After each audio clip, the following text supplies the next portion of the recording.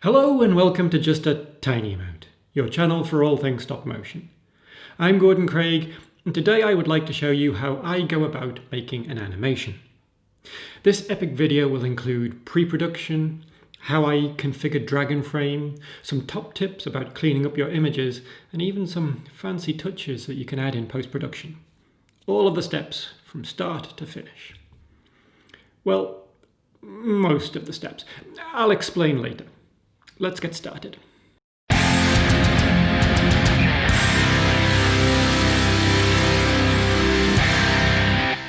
So, step one is of course to come up with the idea for your animation. Work out what the messages are that you're trying to say, write the script and all that jazz. The animation that I'm going to be making is a very simple one, as I'm trying to do it all in a day. The story that I'm planning is a badass girl with a samurai sword and a ball. She throws the ball up in the air, draws her sword and slices the ball in half in one swift movement. It's not exactly Shakespeare, but I think you'll agree its message is deep and poignant. It won't be a long animation, probably lasting a couple of seconds or so, but as I said, I have one day. So step two of an animation for me is normally these storyboards. I admit I probably wouldn't usually make these for such a simple animation, but I felt I should be thorough for this video. So here is my 3-panel storyboard. Panel 1 shows the opening shot. The girl is looking down at a ball she is holding with her sheathed sword in the other hand. The key bits of information in this is that I am looking for a full body shot and that the camera is angled round to have the ball in the foreground, as this is the focus at the moment. I haven't put anything in the panel about the environment that she is in because she is not going to interact with it at all and it is not important to the story. Now this is not usually the case in an animation, so you may want to think about putting it in your storyboards. Panel 2 looks a bit confusing, but what I'm trying to show here is that the ball is thrown in the air and then the hand that was holding the ball moves to the handle of the sword. Also, the head tilts back to look at the apex of the ball's path. Now we move on to panel 3. Here the camera angle changes to be head-on. We've moved in closer to bring the focus to the sword swing, which includes the ball being cut in half. And that's it. As I said, it's very simple. Now the next step would probably be character design, and here's where I'm going to cheat a bit. Character design and the subsequent puppet build takes a fair amount of time, so for this animation I'm going to skip it and use existing puppets. The same goes for set design and build. If you want to see more about making puppets, I have several videos on the subject which you can find up there. The next step I'm going to show you is filming reference footage. I find this step very useful if I'm looking to make fairly realistic movements. What you need is footage of someone or something carrying out the actions that you are trying to recreate. If you are lucky, you can find a clip of that somewhere, but chances are you are going to have to film this yourself. For this animation, I set up my camera and filmed myself throwing the ball in the air and then slicing it with an imaginary sword. I'm not too interested in the path of the ball here, I'm more concerned with my own movements, although I admit I should probably have paid more attention to where the ball was. People have asked me whether I use rotoscoping in my animations, and by that I assume they mean overlaying reference footage like this over my puppet and then lining up all of the limbs shot by shot. I've never done it this way. The camera angles are often never the same and the proportions of the puppets don't usually match mine. What I get from the reference footage is timings of key moments. When a limb starts to move, when weight is transferred, that sort of thing. For instance, looking at the footage I selected as my reference clip, not only did I notice that I stick my tongue out when throwing a ball, but also that my hand starts to move a few frames before my head starts to look up. Also, I twist my body around when going to draw the sword, winding up for the swing. These details are good to have in mind when you're animating. Now, speaking of that, let's go upstairs for some animation.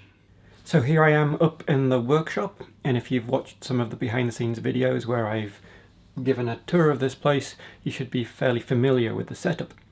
On top of the stage is a set and puppet, both from different productions that I'm working on. I have my camera set up with the angle that I want, plugged up to the laptop that I'm going to be used to record. So I wanted a fairly narrow view. I can't go any further than that, obviously, and I didn't want too much of this blank wall that's over here. So I've put the camera quite far away and given it quite a narrow, long focal length. Once I've got the lens at the sort of zoom that I'm happy with, get a bit of tape and then just stick that on the lens to stop it from turning, just in case I accidentally bump it or anything like that. As for lighting, I've got the main room light, which is coming down fairly centrally, giving a fairly ambient light around there. I've then got a spotlight coming in, sort of highlighting the face, picking out some facial details. And also I've got this other light over nearer the camera, trying to fill in some of the shadows that would be coming in from this angle. What I like about this, and it doesn't always work out this nicely, is I've got good access to the puppet and the scenery. I'm nowhere near the camera, I'm nowhere near all of the lights. It's always awkward when the best angle for the camera is right where you want to get access. And this is one of the reasons why I have a stage such as this, so that I can rotate everything around and get the lights and camera out of the way for me to get into the puppet and move things around. The puppet has a couple of metal plates in the toes of its shoes, so with some strong magnets underneath the set, it's holding it reasonably firmly in place. Let's switch over to Dragon Frame and I'll show you how I went about checking the lighting and focus and all of that setup. Because this scene is fast action, it should be filmed on ones so that you can see what's happening. To set this up, I go to the scene settings and then set the frame rate to 24 frames per second. You also need to pick the end frame, so I just pick a frame number that I know that will be way more than I need. Now I can import the reference video and start noting down key moments in the movement. These are things like when the hand starts moving down, when it starts moving up, when the body is turned furthest away, and when the sword should make contact with the ball. If you were doing lip syncing, this would be when you import your audio track and add those references on your X sheet. I then go across to the camera configuration page to set up the camera position, lighting, exposure times and focus. Here I try out different depth of field, different lighting positions and different exposures until I'm happy with the way it looks. I settle on a look that has the puppet in focus but her background slightly blurred, with enough light hitting her face so that you can see her clearly.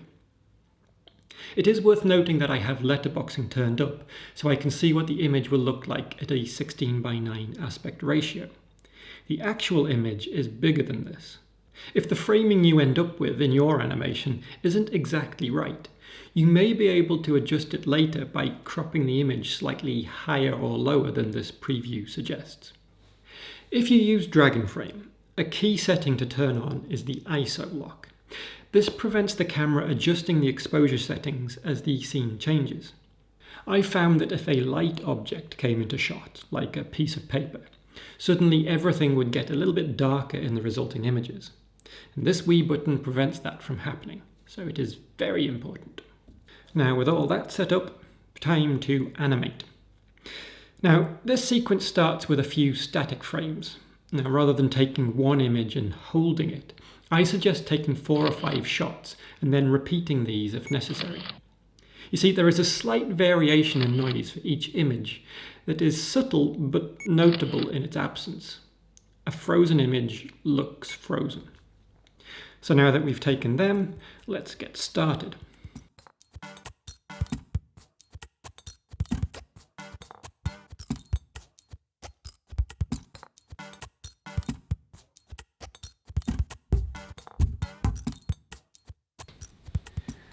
So at this point the ball will leave the puppet's hand, so it needs to be suspended by some aluminium wire. So this is running up through some aluminium tubing which gives it a little bit of rigidity so I can hold the end over the hand. And all I have to do is sort of shorten the wire to move the ball up. So let's get on with that, shall we?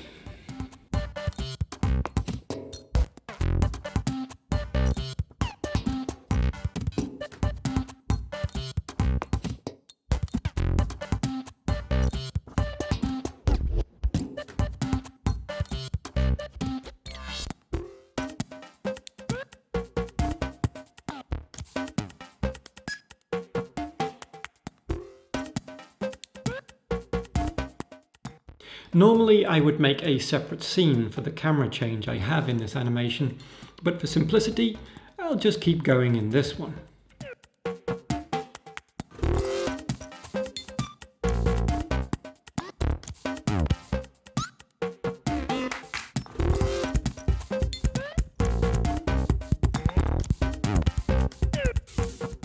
So after the animation is finished, I am left with a folder of images. And that is essentially all Dragon Frame has helped me to do. You could use a different software or even just your phone, but at this stage, what you have created is a series of photographs. Now your software may compile these into a video for you, but in the process that I'm going to show you, there are a few steps to go between here and there. You may notice that there are 2 of every file name in the folder. And that is because I set up Dragon Frame to produce both a processed JPEG and a raw image. Working with these raw files gives me a little bit more control over how the resulting image will look.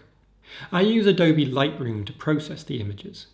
Here I can adjust the cropping to how I like it, and then change image settings such as exposure, contrasts, shadows, and saturation. I synchronize those settings across all of the images, adjusting them slightly for the images from the different camera angle, and then I export the lot. Now, before I go to the effort of cleaning the images up further, I want to check that they all look right as an animation. The last thing I want to do is spend hours tweaking them, only to find I need to reshoot them for some reason. To compile the images into a video, I use Adobe Premiere Pro. I create a new sequence for a 24 frames per second square pixel video, and then I create a bin to put all of the image files in. Before I import them, it is important to check the frames per image setting that Premiere is set to. You'll find that setting in Edit, Preferences, Timeline. As we filmed on 1s, we want this to be 1 frame per image. If we had filmed on 2s, this would be 2. You get the idea. You need to set this value before you import the images, as this is when the property is given to them, not when you add them to your timeline. Here is another quirk of Premiere. If you just drag all of your imported images onto the timeline, Premiere sometimes messes around with the order of them, and you end up with a chaotic mess. It does have an image sequence checkbox, but I've never really had much luck with that. Instead, what I find well is importing the images into a bin and then dragging that bin to the timeline. I do that, and the animation looks fine. Time to clean it up. At this stage in the process, what you are looking to do is remove all of the rigging and other support structures from your images. If it's not supposed to be in shot, including the Allen key that you accidentally left in frame, now is the time to remove it. Now, one of the reasons that I chose the scene that I did was because it involves a scenario that you ideally want to avoid. The ball is at some point suspended in front of the puppet. This means that I now need to get rid of the wire support without making parts of the puppet behind it look wrong. Don't worry, I have a bag of tricks in Photoshop that I want to show you. The simplest fix I use is often good enough to fix areas of the background. If I've nudged something and couldn't get it back into position, or if, as in this case, I need to remove rigging, this is often the first technique I will try. Find another image in your sequence where that section of the background is correct. Duplicate that image across to the image that needs fixing. Add a mask to the new layer and fill it with black so that none of that image shows. You can now paint white onto the mask where you want to replace those pixels with the corrected image. I like this technique as it is non-destructive. You haven't actually changed anything until you flatten the image at the end. Sadly, it sometimes isn't suitable. Normally because movement in the scene has caused slight changes in the shadows, so the lighting isn't quite the same. For those situations, I normally try to apply futuristic technology. Photoshop has a spot healing brush tool. This uses actual witchcraft to remove elements from the scene and replace them with what Photoshop thinks should be there instead. I don't quite know how Photoshop knows what you want to remove and how it knows what to replace it with. As I said, I vote for witchcraft. In many cases, this works quite well at removing things like wire supports.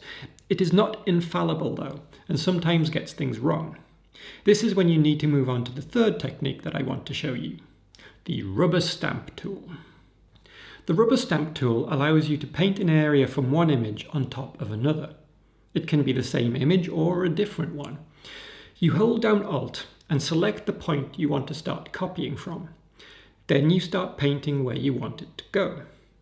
This works well if you have an area of similar colour, such as the hair that the viewer won't notice if it's slightly different, especially if it's moving from frame to frame. Using this technique, you normally have to spend a lot of time hunting for an appropriate section of image to fix the area that you are working on. With a bit of time and trial and error, a combination of these techniques should help you clean up the images enough that you don't notice the fixes when you watch the animation back. Back in Premiere, there are a few more tweaks you can do on the timeline, adding or removing frames to subtly alter the timings. For instance, I really want to build the anticipation of the swing a bit more where the puppet is turned away. To do that, I shuffle things around so those 3 images last 2 frames instead of 1. Don't be afraid to try mixing frame durations up. It is a useful tool to have under your belt. The result is subtle, but all these small changes add up. Now I could leave this video here, but there are a couple of extra touches I wanted to show you that I think really finish clips like this off nicely.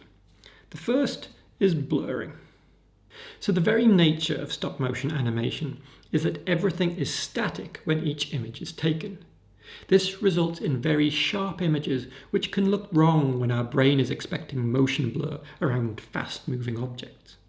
There is a technique called go animation, where the puppet is moving when a shot is taken, but this is really tricky to do. So another option is to cheat. If we go back to our reference footage, we can see that there is motion blur around the hand as the ball is being thrown in the air, and also around the sword hand in full swing. Let me show you a technique for simulating that in post-production. Here is an image we want to add motion blur to. The first thing to do is duplicate the background so that we have 2 of the same image. Now on this top image we go to Filter, Blur and Motion Blur. Here we can choose how much to blur the image and in what direction. The direction is important and can change frame to frame. You should look at the image before and after to find out what direction an object is moving at that point in time and how quickly. So here the hand is moving almost directly upwards and at a fair speed, so I'll try these values. Now the resulting image looks wrong because the whole thing has been blurred. But here's where I use that masking technique I showed you earlier. Add a mask to the blurred layer and fill it with black so that nothing is shown of that layer. Then with a brush set to 50% fill, start painting in the areas that should be blurred in white. If you go over the areas that are moving the most a second time, they will get the full blur effect, but areas that aren't moving as much, like further up the arm, will only get a hint of blur. If different objects are moving at different speeds or in different directions, feel free to repeat this process several times until everything has the appropriate blur. Then flatten and save the image. So, here's how the same animation looks with a little bit of blur added. Now there's one more thing that this animation is lacking. Sound. It's a bit too short to have a banging soundtrack behind it, but I think it would benefit from some sound effects, or Foley as it is known. There are a couple of ways you can get these audio clips. The first is to make them yourself. For instance, I found that the noise the sword made as I drew it from its scabbard was actually quite realistic, so I recorded that. Another place to get these sounds from is online.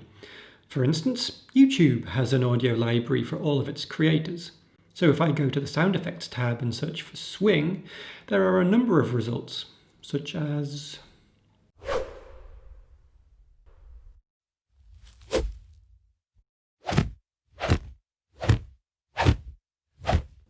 I quite like the karate one, as that comes with the sound of an impact, which will go well with the sword hitting the ball. So back in Premiere, I add those clips into the timeline, and at last, here is the finished animation.